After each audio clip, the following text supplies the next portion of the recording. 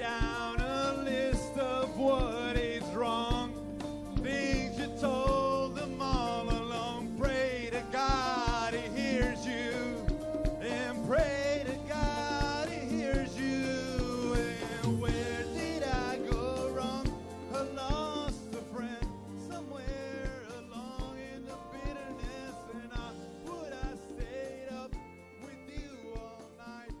Hello, everybody, and welcome to Backfired, an NBA history podcast about bad teams, bad luck, and bad decisions. My name is Lewis, and today we're going to talk about a couple of tangentially related things, mostly focusing on the Atlanta Hawks, but I got the inspiration for this episode while I was doing a little research about coaches getting fired mid-season.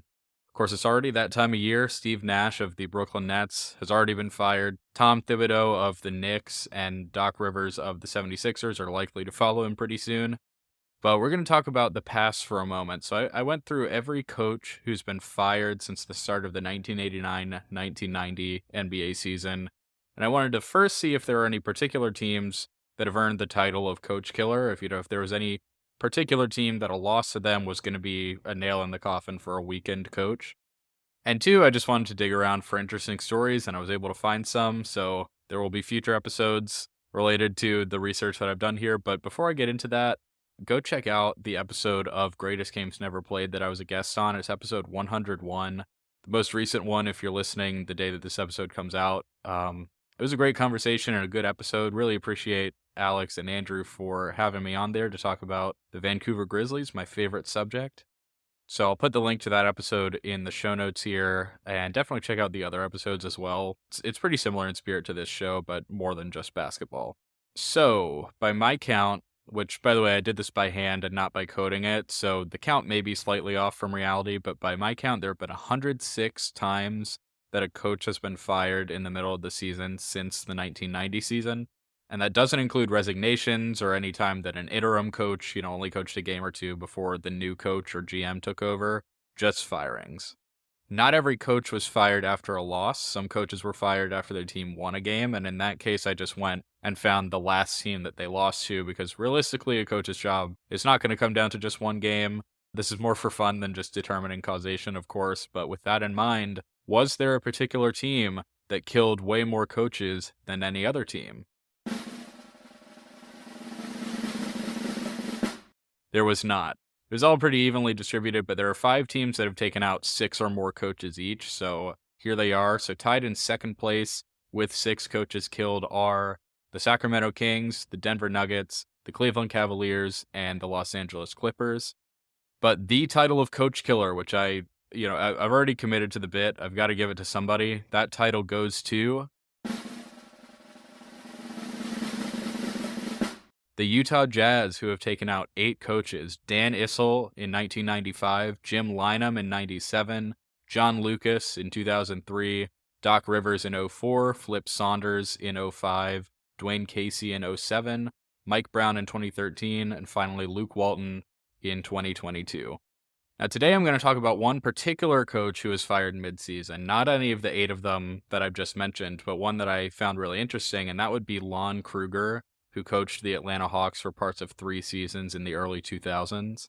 But the episode is only nominally about Lon Kruger, but really I'm going to talk about how the Hawks wound up with Kruger, because it was a long and winding road for Kruger to arrive in Atlanta as the head coach of the Hawks in the year 2000. Not quite as wild as the coaching search a few years ago when my alma mater, the University of Tennessee, hired Greg Schiano as the head football coach, and the fans revolted until they hired a different schlub instead of him. But as dramatic as a middling franchise's coaching search in the NBA could possibly be.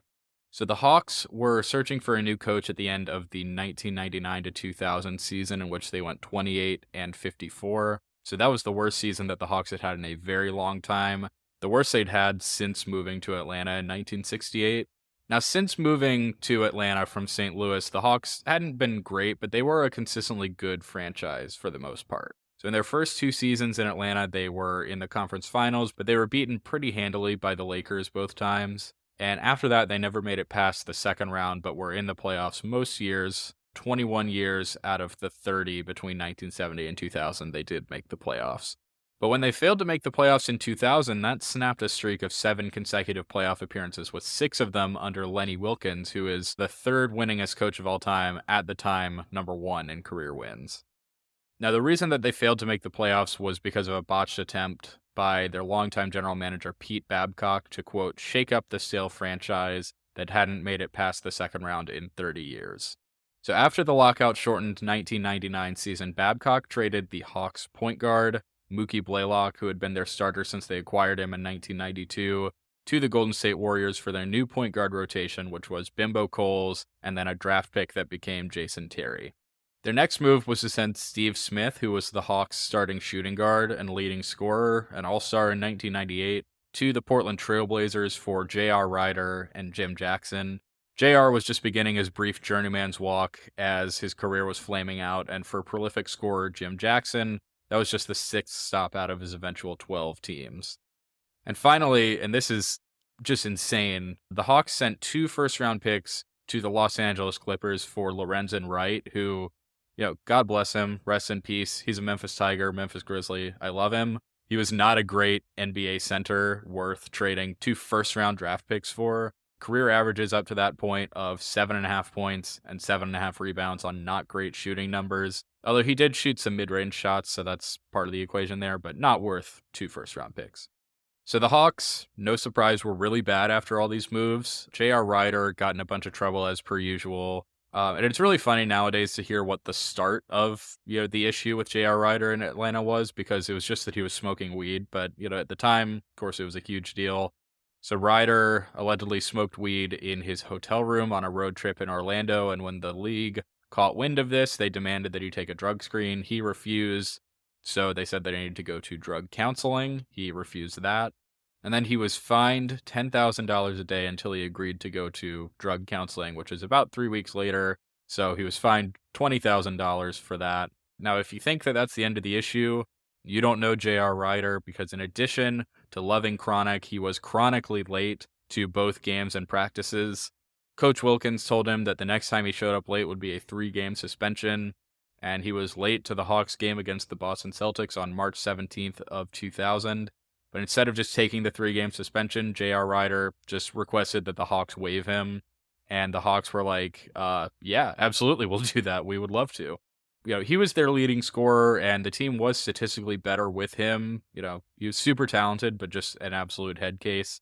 The Hawks were 23-37 with him in the lineup. Still not great, but only 5-17 without him that year. Now, Hawks president Stan Kasten said after J.R. Rider was released, quote, "This summer, Rider would have made $50 million, and I know that because I would have been the one who gave it to him. He was a borderline all-star when he wanted to be, and when he was, we were a pretty good team. But Lenny Wilkens gave him more rope than anyone else, and he still managed to hang himself." So after that, entire season debacle, Wilkens resigned for no real stated reason, just said that it was time for him to move on.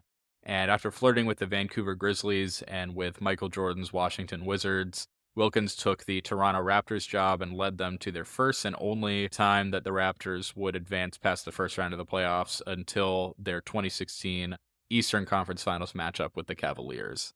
So who would the Hawks get to replace one of the greatest coaches of all time? So there were a lot of really interesting options brought up in Atlanta Journal-Constitution articles, like Bob Huggins from Cincinnati, who was losing the number 1 draft pick Kenyon Martin that year. He stayed on at Cincinnati for a few more years, though. Tubby Smith from Kentucky, who had won a championship in his first season at UK, albeit with a lot of Rick Pitino's players, but he would also stay where he was. Nate McMillan or Byron Scott, who were both NBA assistant coaches at the time. McMillan wound up with the head job in Seattle, where he played all 12 seasons of his playing career, and Scott got the New Jersey Nets job instead. And then Isaiah Thomas, the Detroit Pistons legend, who wanted to become an NBA coach after doing just about everything in basketball other than coaching. Thomas had been running the show in Toronto, but was forced out in 1998. Then he started broadcasting. Then he purchased the Continental Basketball Association, which had been at times an official and unofficial minor league for the NBA before the NBA D-League was created. The CBA had such teams as the Albany Patroons, the Yakima Sun Kings, the Quad City Thunder in the Quad Cities area of Illinois and Iowa. And who could forget the epic rivalry between the Quad City Thunder and the Rockford Lightning? There was also the Sioux Falls Skyforce, which is the same franchise that exists today as the Miami Heat's G League affiliate. Now, Thomas was a serious candidate for the Hawks, but he would instead succeed Larry Bird as the head coach of the Indiana Pacers because the Hawks had their sights set on a larger prize than Isaiah Thomas at that point. A white whale of sorts, Tom Izzo of the Michigan State Spartans, who in his 5 years at the helm in East Lansing had taken the Spartans from an NIT team twice to the Sweet 16, then the Final Four, and then finally in 2000 won a championship with Mateen Cleaves, Morris Peterson, and the gang. Now, after that victory, Michigan State intended to extend Izzo's contract and increase his salary to $1.1 million a year. But in May of 2000, the Hawks offered him $15 million over 5 years. And folks, that is $3 million, which is roughly 3 times $1.1 million. But Izzo eventually decided that he just couldn't leave East Lansing, and obviously that turned out to be the correct choice for him. But, there's a great article in the Atlanta Journal-Constitution that laid out exactly why a top-flight college coach may be unwise to leave for the NBA. And it brings up some really great points. Even though the money is typically going to be bigger in the NBA, you don't really have as much job security. Rick Pitino left a cushy job at Kentucky to take over the Celtics as head coach and president, and was unable to turn them around, had to resign in disgrace. John Calipari left UMass to become the head coach and GM of the Nets and was fired midway through his 3rd season.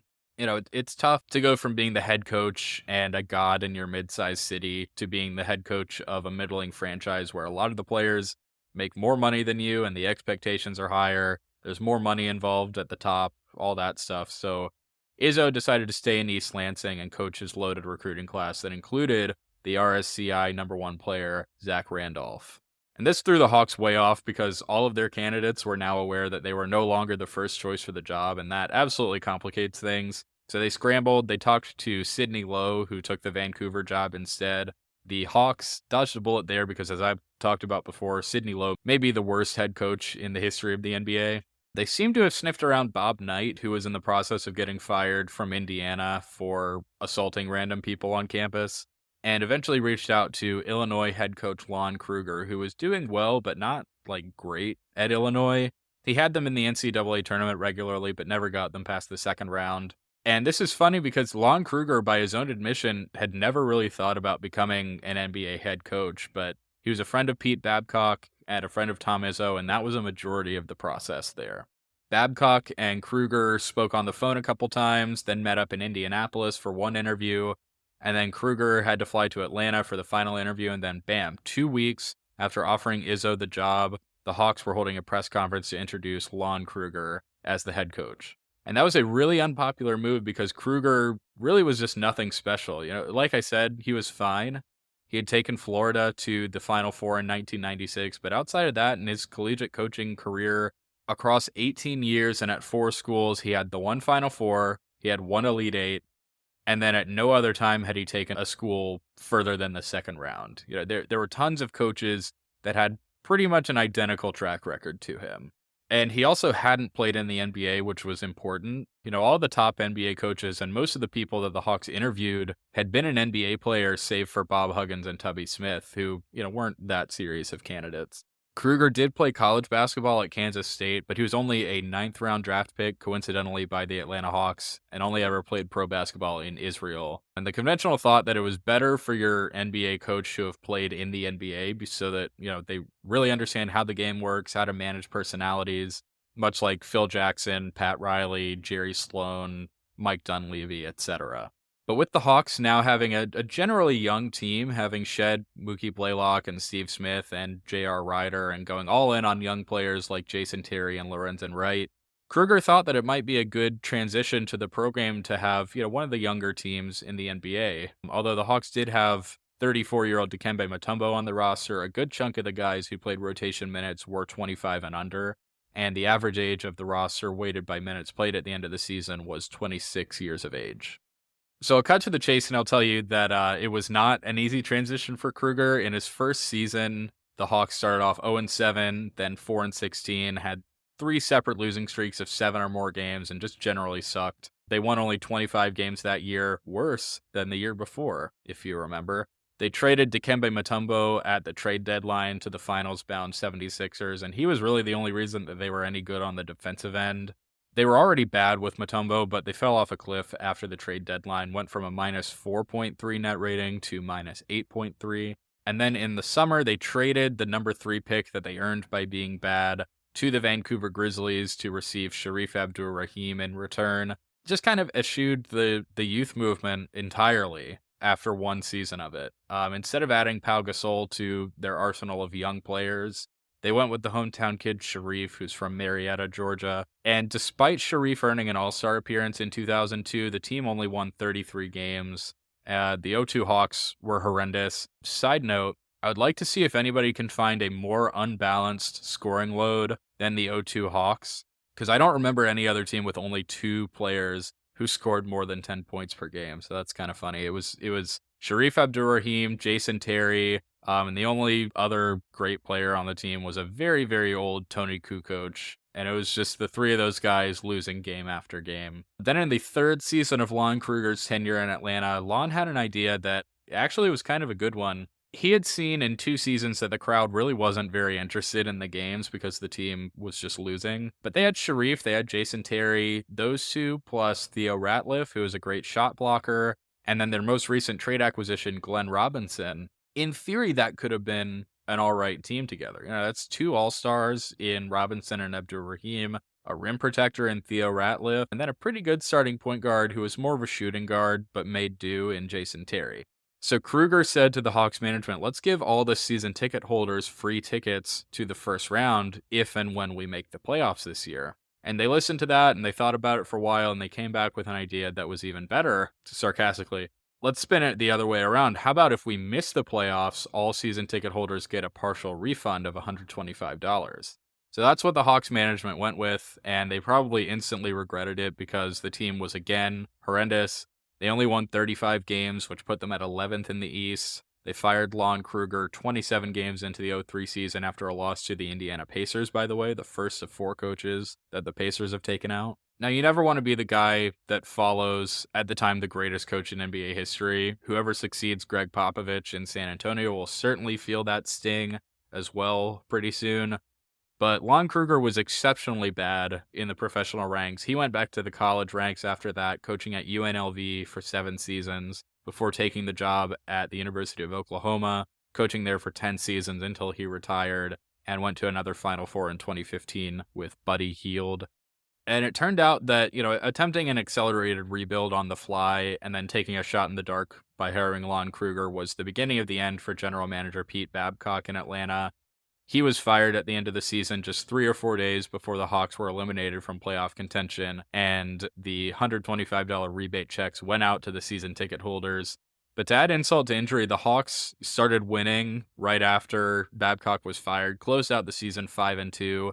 But even worse, the Hawks fans booed the home team at one of their final games of the season, not for losing, but for winning. Sharif Abdur-Rahim hit a really exciting game-winning shot against the Washington Wizards, and after the initial excitement of the win wore off, the hometown crowd booed the Hawks for beating Michael Jordan in his final game in Atlanta. Brutal. So anyway, that's going to be it for me today. I appreciate everybody's patience with my work situation right now. The project is building out new internal quality measures for one of the clinics at the healthcare system that I work for. Way over my head in terms of the code that I've got to write, so we'll see if I get fired for being unable to get it done, and if so, weekly podcasts will be back, so maybe that's the best possible outcome. But yeah, so that'll be done pretty soon, and we can get back to normal posting. But thank you for listening. Go check out the Greatest Games Never Played episode 101 about the Vancouver Grizzlies. Go follow me on social media, TikTok and Instagram, and while it exists, Twitter, at Backfired NBA Pod, and we will talk again in a couple weeks, and hopefully by then the work stuff will have blown over and we can get back to weekly posting. All right, have a good one. Baby, are you gonna be the one that saves me? And after all, you're my wonder wall.